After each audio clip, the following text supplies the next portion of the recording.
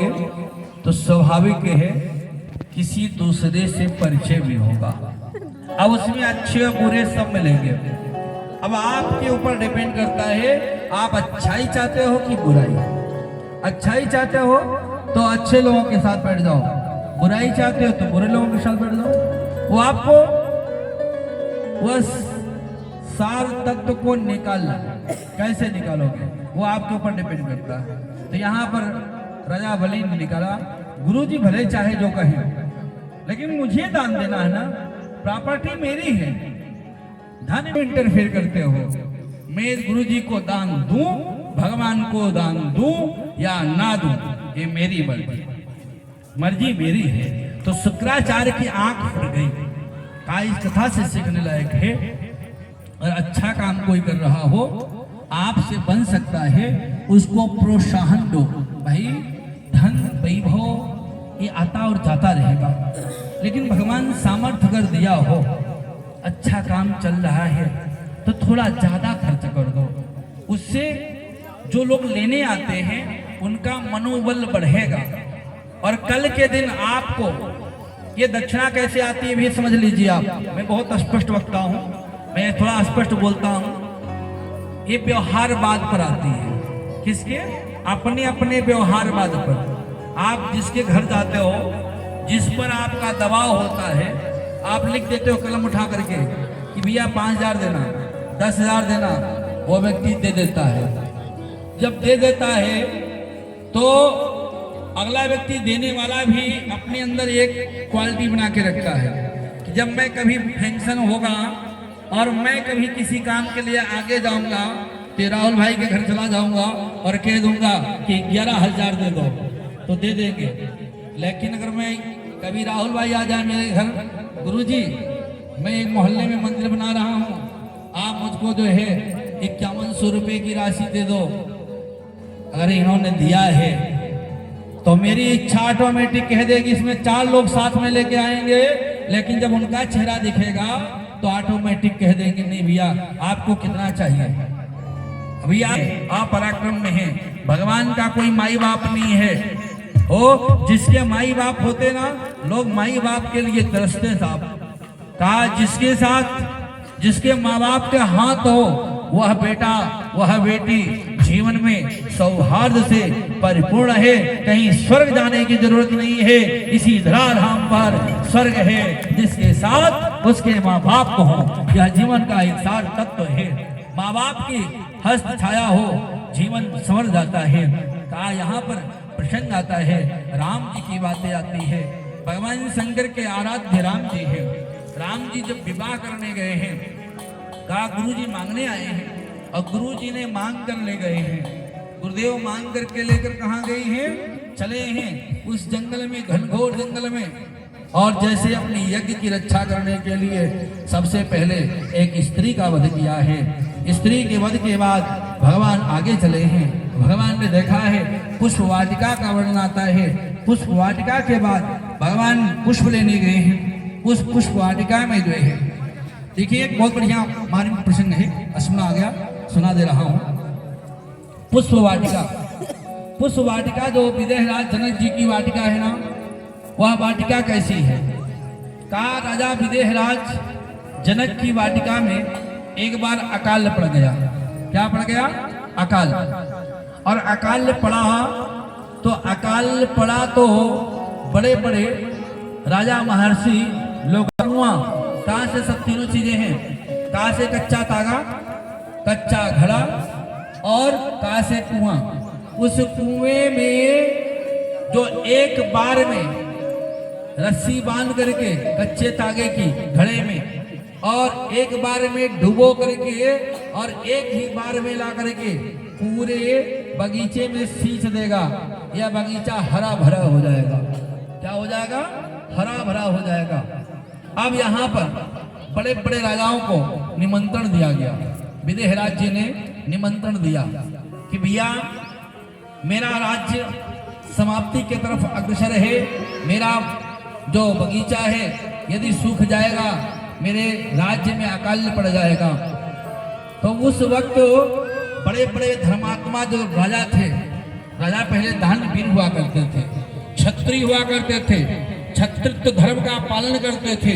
कहा ऐसे राजाओं ने जो दानवीर कर्ण थे, पहलवान थे, सब राजा अपने अपने घरों से चले हैं सज करके, सिंहासन लगा था, सब बैठे हैं बगीचे में और सब ने प्रयास किया है, सब लोगों ने प्रयास किया है। कच्चा तागा, कच्चा घड़ा और उस कुएं में पानी, जैसे घड़ा माने तागे से, कच्चे तागे से, और हल्का सा नीचे ऊंची करें, या तो तागा टूट जाए या तो घड़ा फूट जाए। सब राजा हार गए, हार मात कर अपने अपने सिंहासन पर बैठ गए। कुछ लोग तो अपने नगर को चले गए, लेकिन अब इधर जो है यह सूचना किसको मिली? महाराज चक्रवर्ती सम्राट को, जिसका नाम दशरथ है। दशरथ, दसों दिशाओं में जिसका रथ चलता हो, ऐसे महाचक्रवर्ती सम्राट अयोध्या नरेश दशरथ, दशरथ जी महाराज तक सूचना गई है। अब दशरथ जी ने जब सुना है कि विदेहराज जनक जी के यहाँ ऐसे बगीचा सूख गया है, कच्चे तागे से, कच्चे घड़े से पानी डालना है, और उस सभा में जाऊंगा, अरे कहीं योग संयोग से, मुझे विश्वास तो है, मेरे धर्म पर विश्वास है कि मैं उसको कर ले जाऊंगा, लेकिन नहीं हुआ तो बड़ी हंसाई होगी। क्या होगा? बड़ी हंसाई।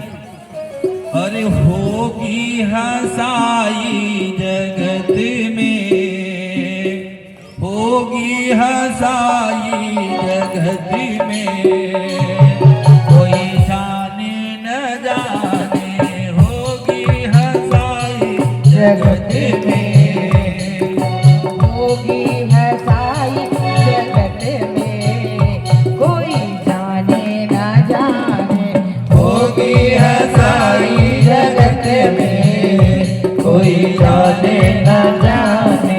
हे हो भोलेनाथ सरकार की।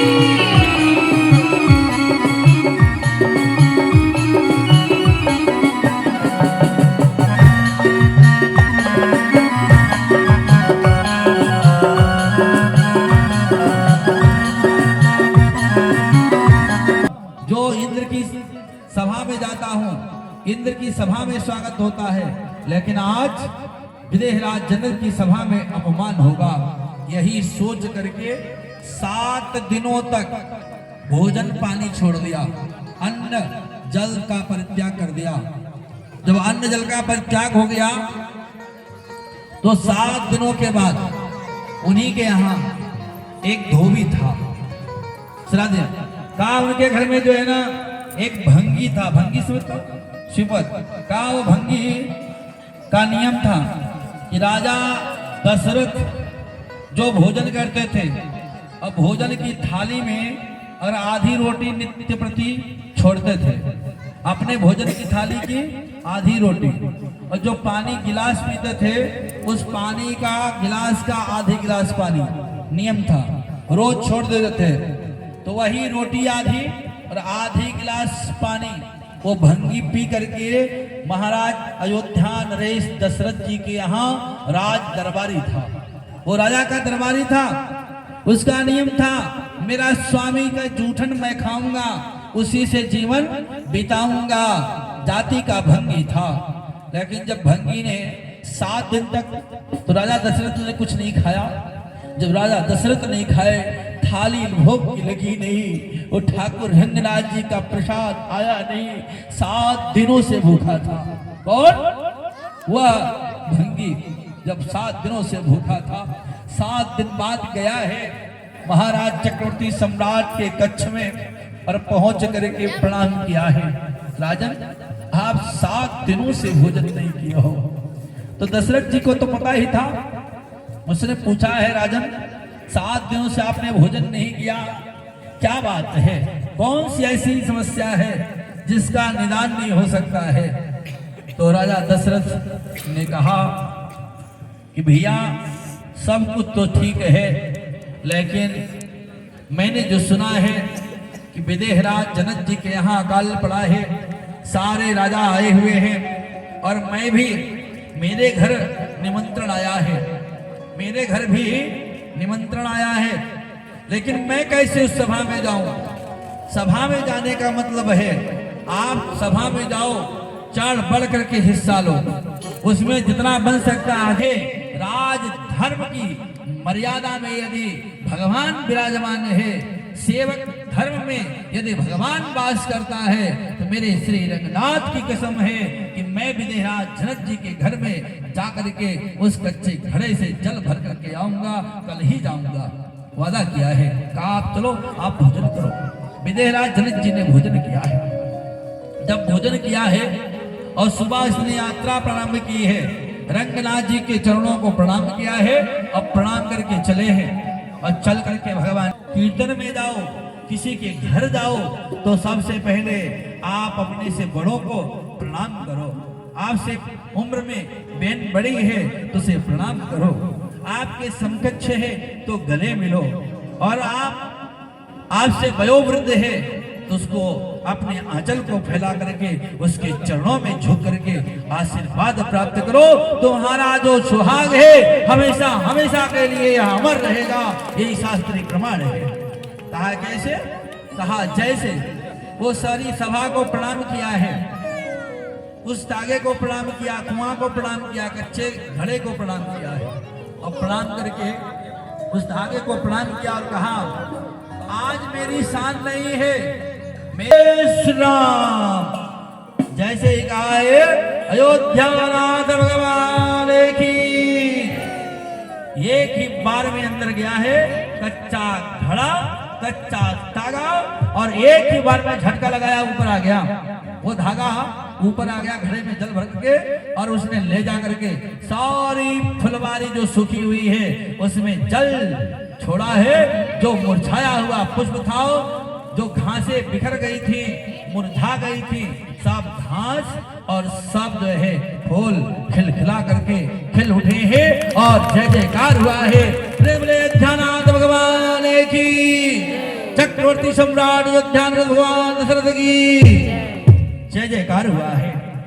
जब जय जयकार हुआ है, ये कथा सुनी है तो विदेहराज जनक मान गए, अयोध्या कुछ है, अयोध्या माने कुछ है।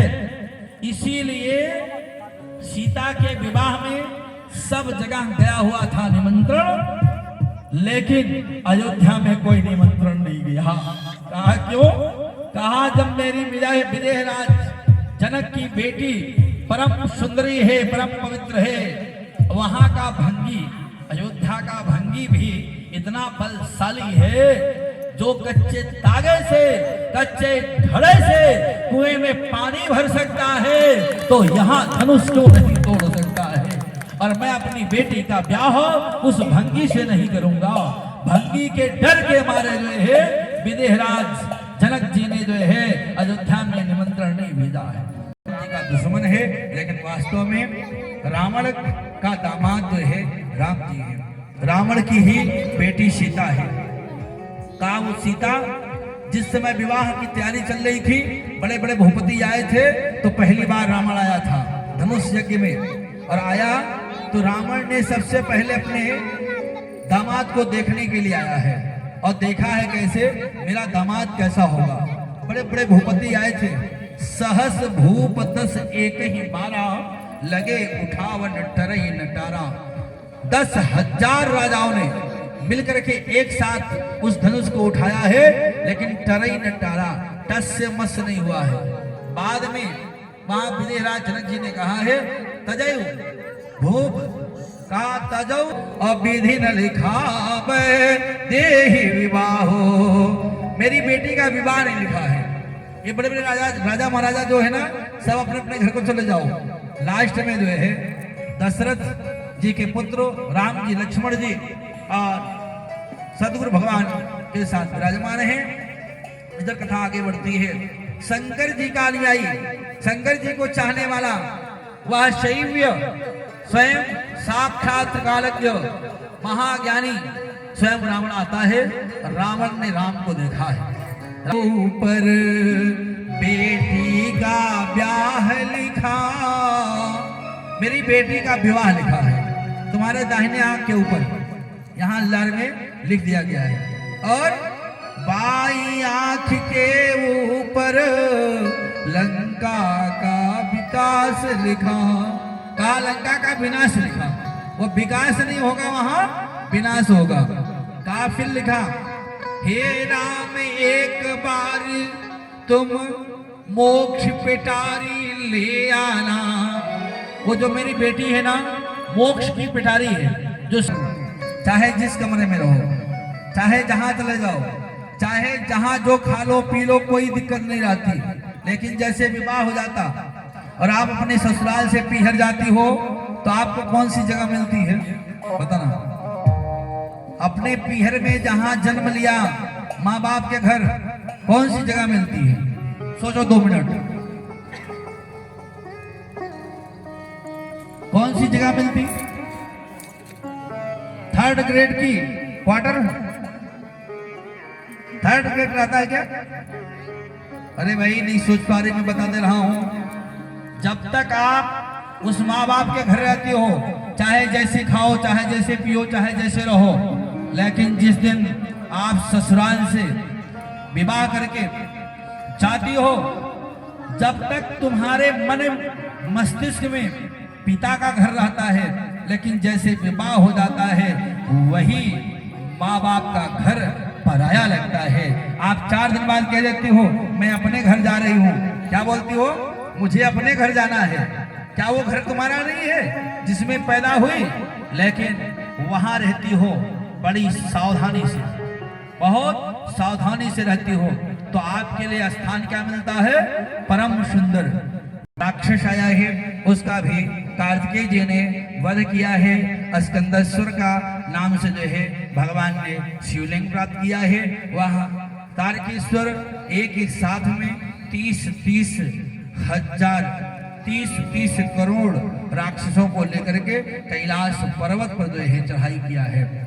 जब चढ़ाई किया है तो भूत भावन भोलेनाथ ने जो है वहां पर भी अपने जटाओं से एक जटा उखाड़ी है, और जटा उखाड़ करके वीरभद्र को उत्पन्न किया है। वीरभद्र ने ही, वही वीरभद्र जो मां सती पार्वती को जो है उस हिमालय के पर्वत की चोटियों से चलता हुआ जो सत्ता, भगवान के बहुत सी कथा है, 24,000 श्लोक है। सभी श्लोकों का प्रतिपादन आचार्य और व्यास मंच से होना संभव नहीं हो पाता है, लेकिन कुछ जो मूल कथाएं हैं उस पर विवेचन किया गया। अब आइए इसी में से एक मूल विवेचन और है। भगवान शंकर सुमन केशरी नंदन तेज ताप महाजगवंदन। आइए एक हनुमान जी की भजन सुनाएंगे।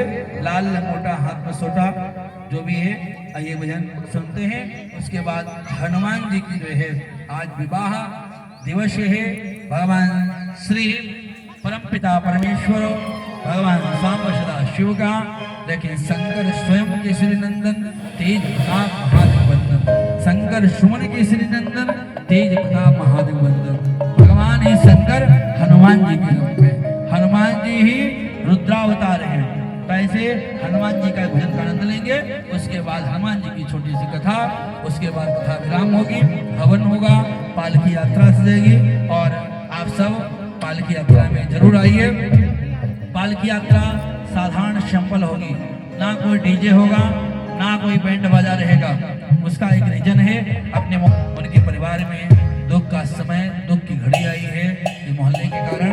अब पालकी निकालने का रीजन भी ये है क्योंकि कथा होती है तो पालकी निकलना चाहिए, क्योंकि भगवान का विवाह है। सादा सिंपल में निकालेंगे, कोई ढोल मंजीरा नहीं रहेगी। आप टाइमिंग 6 से 7 बजे के आसपास रहेगा, तो आप लोग सभी लोग जो मोहल्ले में हैं, उसके बाद पुनः और कुछ निर्माण की भी चर्चा सोचेंगे। क्या निर्माण होगा, क्या नहीं होगा, वह अगले वर्ष तक हम उसे रीजन आपके साथ। सुन लो मेरी पुकार, पवन सुत विनती बारंबार, पवन सुत विनती बारंबार। हे दुख भंजन मारुति नंदन, दुख भंजन मारुति नंदन, सुन लो मेरी पुकार पवन सुत विनती बारंबार पवन सुत विनती बारंबार